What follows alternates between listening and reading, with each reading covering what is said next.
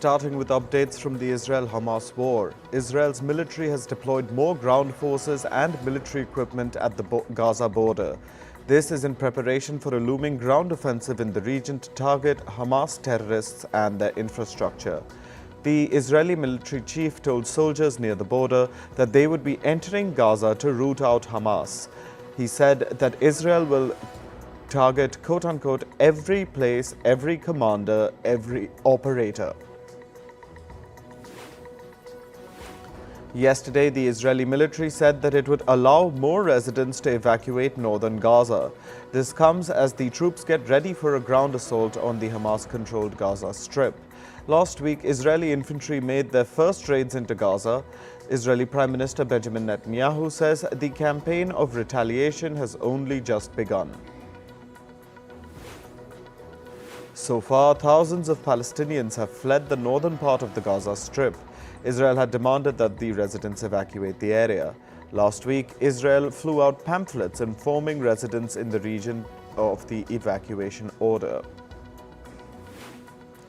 The Israeli military says it has conducted strikes in Lebanon.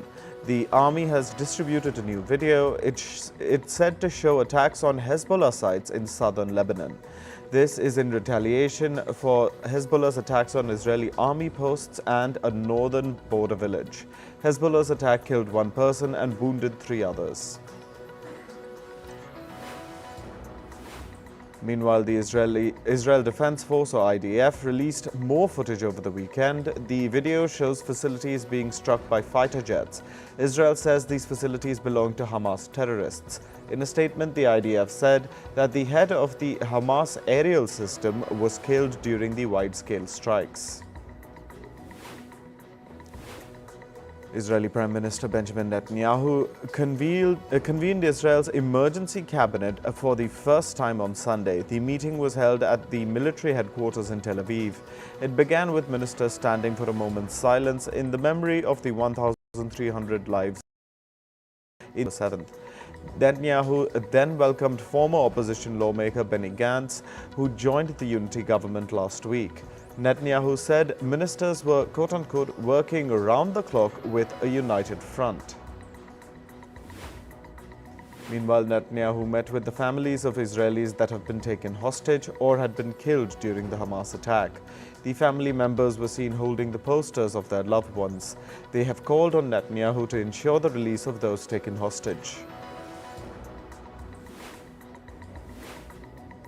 Israeli Finance Minister Bezalel Smotrich has said that the Israeli government is responsible for the devastating Hamas attack. He said this during a news conference. Smotrich said, and I quote, "We, the state leadership and the security establishment, have failed in maintaining the security of our citizens." Israel's energy minister has said that water supplies to parts of southern Gaza have been restored. This decision was reached between Israeli Prime Minister Benjamin Netanyahu and US President Joe Biden. Meanwhile, Palestinians say that Israel's announcement of restoring the water supply is merely a publicity stunt. This is because several water pipes have been damaged due to Israeli shelling. Hamas leader Ismail Haniyeh met with Iran's foreign minister in Qatar over the weekend. They discussed the Hamas attack in Israel. They also agreed to continue cooperation to achieve Hamas's goals. During the meeting, the Iranian foreign minister praised Hamas's attack on Israel as a, quote-unquote, historic victory. US Secretary of State Antony Blinken will return to Israel today. He will speak to Israeli officials about the future course of action following his tour of West Asian countries. During the tour, Blinken visited countries including Qatar, Jordan, the UAE, Saudi Arabia, and Egypt. He said all the countries shared a common goal. They want to make sure that the Israel-Hamas war does not spill over. American lawmaker Chuck Schumer has said that the U.S. will push through a military aid package for Israel. This is to help the country in its war against Hamas. Schumer said this while on a visit to Tel Aviv on Sunday. Meanwhile, U.S. President Joe Biden said that he has spoken to the Palestinian Authority's President Mahmoud Abbas. The talks were about humanitarian assistance for Gaza. Biden says he told Abbas that he was working with partners in the region to ensure humanitarian supplies reach civilians in the Gaza Strip. Meanwhile, Ukrainian President Volodymyr Zelensky said that more than 200 Ukrainians, mostly women and children, have been evacuated from Israel and taken to Romania. Zelensky said at least 260 Ukrainians were still in the Gaza Strip and that Kyiv is working with its partners to evacuate these citizens. Earlier, Ukraine had evacuated 207 of its citizens, including 63 children from Tel Aviv. The death toll of French citizens from the Hamas attack in Israel has risen to 19, while 13 remain unaccounted for. French Foreign Minister Catherine Colonna said those unaccounted for may have been taken hostage by Hamas.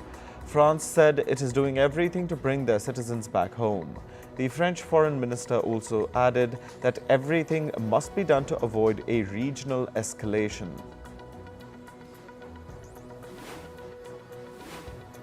Police broke up a rally in Berlin after pro-Palestinian protesters took over a vigil. The vigil had previously been authorized. It was being held for the victims of the Israel-Hamas war.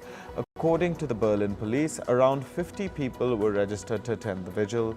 However, hundreds of pro-Palestinian demonstrators arrived at the square and turned the vigil into a rally.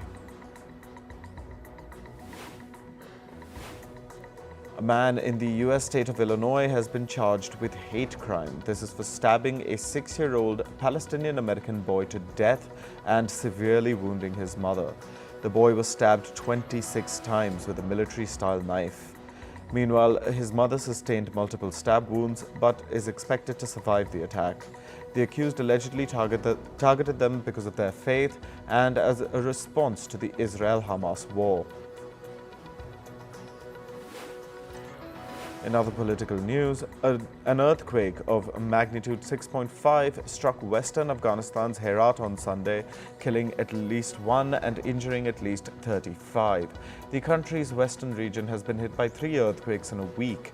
They have left at least 1,000 dead, 2,000 injured, and dozens of villages destroyed. The United Nations Children Agency, UNICEF, said that more than 90% of those who died in the earlier earthquakes were women and children.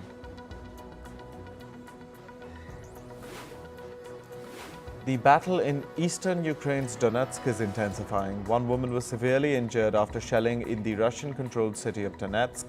According to reports, the woman was in a critical condition with shrapnel wounds.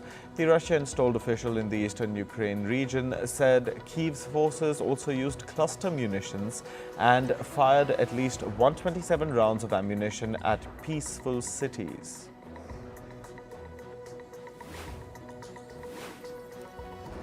Paris's iconic museum, the Louvre, was evacuated and closed after receiving a bomb alert. The French Interior Ministry said that checks were taking place to establish there was no danger.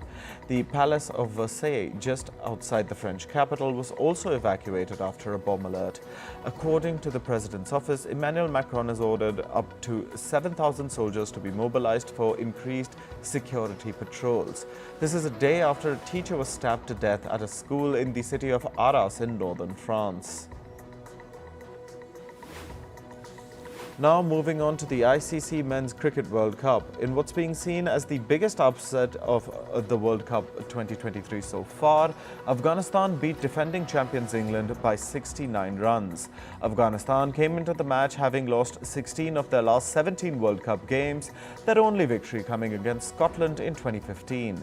Even with 284 on the board, the second highest World Cup tally, the consensus was Afghanistan had made an under-par score.